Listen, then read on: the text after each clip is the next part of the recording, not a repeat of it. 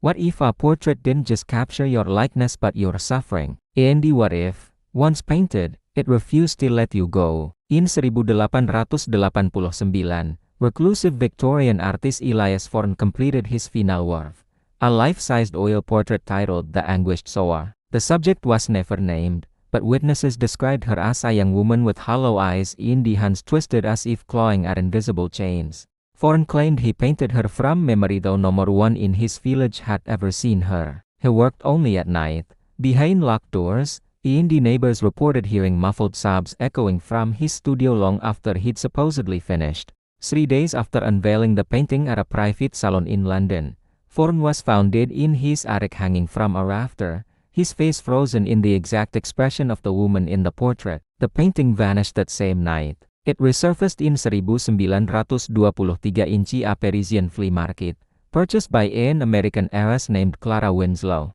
Within a week, Clara began sleepwalking, always stopping before mirrors, except she never saw her own reflection. Instead, she claimed, she saw the woman from the painting standing behind her, mouth moving silently. Clara's diary ends with a single sentence scrawled in charcoal: "She is learning how to use my hands." Over the next century, the Anguished Soul passed through 7 owners. Each met a similar fate: sudden mutism, violent aversion to being photographed, and an obsession with covering all mirrors in black cloth. Autopsies revealed no more poison, no more disease, only extreme neural exhaustion, as if their brains had been overwritten. Strangest of all, every victim's final sketchbook contained the same drawing, a self-portrait, with the subject's eyes closed, while the background figure, the woman from the painting, stares directly at the viewer, eyes wide open. In 1997, art conservator Dr. Miriam Cho examined the painting using infrared reflectography.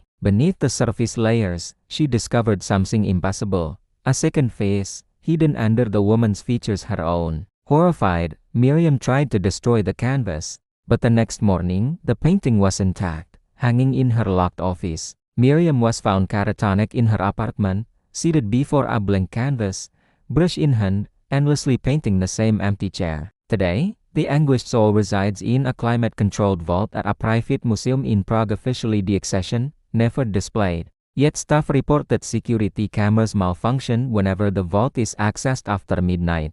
Thermal scans show a human-shaped heat signature standing before the painting, even when the room is empty. And those who've seen it, even in photographs, swear that the woman's expression changes depending on how long you look. At first, she seems sorrowful, then desperate, then hungry.